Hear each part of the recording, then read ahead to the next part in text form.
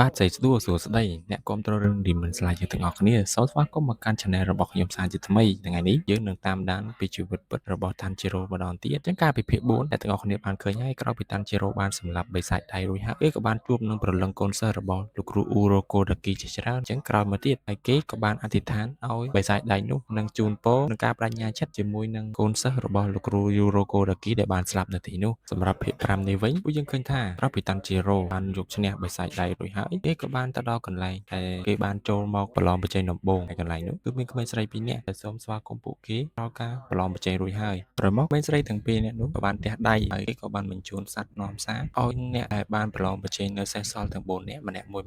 មានតែក្មេងប្រុសម្នាក់ដែលសក់បលនោះទេទទួលបានសัตว์ចាក្រៅពីនឹង3នាក់ទៀតគេទទួលបានមួយហើយក្អែកទេនិយាយអាចឆ្លើយឆ្លងជាមួយនឹងម្ចាស់របស់វាបានអញ្ចឹងក្រោយពី Tanjiro ទទួលបានសัตว์នាំសាររួចហើយក្មេងស្រីម្នាក់នោះក៏បានតម្រូវឲ្យពួកគេរងចាំនៅការទទួលយករ៉ែម្ដុំអញ្ចឹងទៅរ៉ែមិនដឹងរ៉ែស្អីទេអ្នកទាំងអស់គ្នាតែអាហ្នឹងវាជាវត្ថុដែលអាចធ្វើជាអាវុធដាវអញ្ចឹងដើម្បីសម្រាប់បិសាចដែលងាយតែក្មេងប្រុសម្នាក់ដែលមានមុខស្នាមនោះគេមិនអាចរងចាំបានយូរក៏បានប្រើហិង្សាអញ្ចឹងណាដើរទៅដល់បោចសក់ក្មេងស្រីម្នាក់សក់សនោះហើយគំរាមថាចាប់យកអាដុំរ៉ែមានហ្នឹងឲ្យគេលឿនមកតែ Tanjiro គេក៏បានរត់ទៅចាប់ដៃក្មេងប្រុសម្នាក់ហ្នឹងថាយកដៃចេញពីនាងវិញឲ្យលឿនឡើងបើមិនចង់បាក់ដៃអញ្ចឹងទៅក្រោយមកទៀត Tanjiro ក៏បានគំរាមដល់អាមួយនឹងទៀតក្មេងប្រុសម្នាក់ដែលមានមុខស្នាមហ្នឹងអត់ព្រមជឿតែ Tanjiro ក៏បានខឹងច្បាច់ដៃក្មេងប្រុសម្នាក់ហ្នឹងចង់បាក់ឆ្អឹងបាក់អីអញ្ចឹងទៅណាក្មេងស្រីទាំងពីរនាក់នោះក៏បានរៀបចំកន្លែងដើម្បីផ្ដល់ជាសម្ភារៈមួយចំនួនដល់ Demon Slayer ទាំង4នាក់នោះក្រោយមកគេក៏បានបើកវាំងននទៅក៏ឃើញ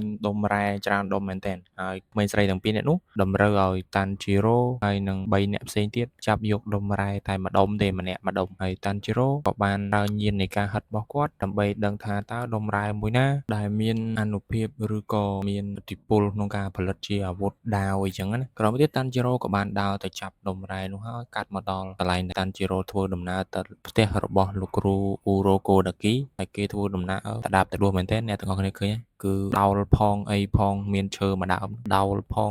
ចឹងទៅហើយ Tanjiro គ្នាហត់ខ្លាំងមែនទែនពីព្រោះថាទៅប្រយុទ្ធគ្នាយប់មិញហើយយើងយកអស់កម្លាំងមានរបួសមានអីចឹងហើយអីវ៉ាន់ធ្ងន់ទៀតមកកបោកធំទៀតចឹងទៅគេអស់កម្លាំងអស់អីចេះតែប្រឹងបន្តទៅទៀតក៏ដួលហើយដួលក៏គេនឹកសម័យទៅដល់ការតស៊ូរបស់គាត់ដើម្បីប្អូនស្រីចឹងណាតែគាត់ក៏បានងើបពីដំណេកមកវិញលុះគេធ្វើដំណើរទៅជិតដល់ផ្ទះរបស់លោកគ្រូ Uroko Daki Tanjiro ក៏បាននិយាយពីឈ្មោះប្អូនស្រីរបស់គាត់ក្រោយមក Nezuko ដែលជាប្អូនស្រីរបស់ Tanjiro ក៏បានធាក់ទ្វារផ្ទះរបស់គ្រូ Uroko Daki មួយជើងខាងហ្នឹងទៅខ្ទាតអាទ្វារផ្ទះហ្នឹងចេញមក Nezuko ក៏បានឃើញ Tanjiro ហើយ Tanjiro ក៏បានស្រែកផងអីផងទៅរត់ស្ទុះទៅរកប្អូនស្រីហើយអស់កម្លាំងផងក៏ផ្កាប់មុខដួល Nezuko ក៏បានរត់មកអោបបងប្រុសហើយ Tanjiro និងប្អូនស្រីរបស់គេក៏បានជួបគ្នាហើយ Tanjiro គិតតែយំស្រែកផងអីផងព្រោះរំភើបមិននឹកស្មានថាប្អូនស្រីរបស់គាត់បានងើបពីដំណេកអីពីព្រោះថា Nezuko គឺដេកអស់រយៈពេល2ឆ្នាំទៅហើយក្រោយមកទៀតលោកគ្រូ Uroko Daki នោះក៏បានឃើញ Tanjiro ជាមួយ Nezuko ហើយគាត់ក៏បានទម្លាក់អុសចុះរត់មកអោបក្មេងប្រុសស្រីទាំងពីរនាក់ហ្នឹងហើយយំទាំងអស់គ្នាទៅពីព្រោះថា Tanjiro ធ្វើឲ្យសុបិនអាក្រក់របស់លោកគ្រូ Uroko Daki រយៈពេល47ឆ្នាំហ្នឹងត្រូវបានរលត់បាត់ហើយពីព្រោះថា Tanjiro បានបំផ្លាញនៅសុបិនអាក្រក់របស់លោកគ្រូ Uroko Daki ក្រោយមកលោកគ្រូ Uroko Daki ក៏បានសម្ដែងសម្ដាលជាមួយ Tanjiro អំពីលទ្ធផលនៃការទៅប្រឡងហ្នឹងទៅ Tanjiro បានប្រាប់តែអញ្ចយមានអាវហើយមានដុំរ៉ែដើម្បីគេឲ្យធ្វើដាវធ្វើអីទៅហើយលោកគ្រូ Uroko Daki គាត់ក៏បាននិយាយពីប្រវត្តិការធ្វើដាវរបស់ Demon Slayer នឹងប្រាប់ Tanjiro ដែរក្រោយមក Tanjiro ក៏បានទៅមើលប្អូនស្រីរបស់គេដែលកំពុងដេកទៀតពីព្រោះថា Nezuko ត្រូវការដេកដើម្បីស្រូបយកកម្លាំងជំនួសឲ្យការស៊ីមនុស្សជាអាហារអញ្ចឹងអស់រយៈពេល15ថ្ងៃក្រោយមកមានជាងដំដែកម្នាក់បានធ្វើដំណើរមកដល់ផ្ទះរបស់លោកគ្រូ Uroko Daki ដើម្បីជួប Tanjiro របស់យើងលោកគ្រូម្នាក់ដែលជាជាងដំដែកនោះមានឈ្មោះថា Aganesuka Otaru ហើយគាត់ក៏បានមកដល់ផ្ទះរបស់លោកគ្រូ Uroko Daki គាត់ក៏និយាយថាខ្ញុំជាជាងដំដែកឲ្យ Demon Slayer មានឈ្មោះថា Kamado Tanjiro ភ្ញាក់ផ្អើលអញ្ចឹងទៅក៏បានប្រាប់ថាអូខ្ញុំនឹងឯងឈ្មោះ Tanjiro ខ្ញុំនឹងឯង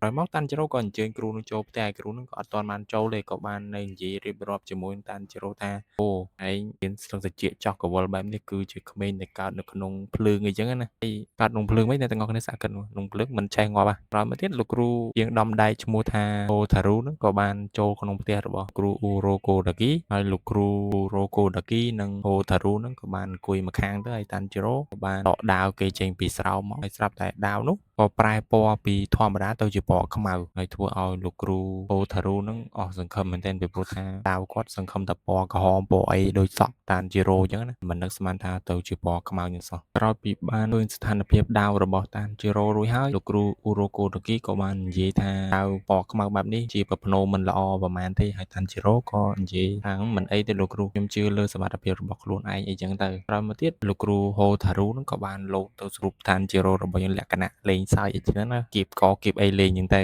តបមកក៏មានក្អែករបស់ Tanjiro ហ្នឹងនាំសារមកប្រាប់ Tanjiro ថាតម្រូវឲ្យ Tanjiro ចេញបេសកកម្មដំបូងគឺត្រូវទៅចាប់បិសាចដែលស៊ីក្មេងនៅក្នុងក្រុងមួយអីចឹងទៅទីប្រជុំជនអីមួយចឹងទៅតបមក Tanjiro ក៏បានរៀបចំខ្លួនរួចហើយក៏ចេញដំណើរទៅជាមួយប្អូនស្រីរបស់គាត់អញ្ចឹងសម្រាប់ភាគ5នេះគឺខ្ញុំ slash ត្រឹមប៉ុណ្ណេះសិនអ្នកទាំងអស់គ្នាហើយអរគុណសម្រាប់ការទស្សនាការសម្រាយរបស់ខ្ញុំដើមដល់ចប់បើសិនជាអ្នកទាំងអស់គ្នាចូលចិត្តរាល់ការសម្រាយរបស់ខ្ញុំកុំភ្លេចជួយ like subscribe និងដាក់សញ្ញាកណ្ដឹងរបស់ខ្ញុំម្នាក់មួយផងដើម្បីទទួលបានការសម្រាយរបស់ខ្ញុំគ្រប់ភាគកុំឲ្យខកខានមួយវីដេអូណាឲ្យសោះសម្រាប់អ្នកមកថ្មីកុំភ្លេចជួយ like ផងណាបាទសូមអរគុណជួបគ្នាវីដេអូក្រោយឡើយសិនហៀ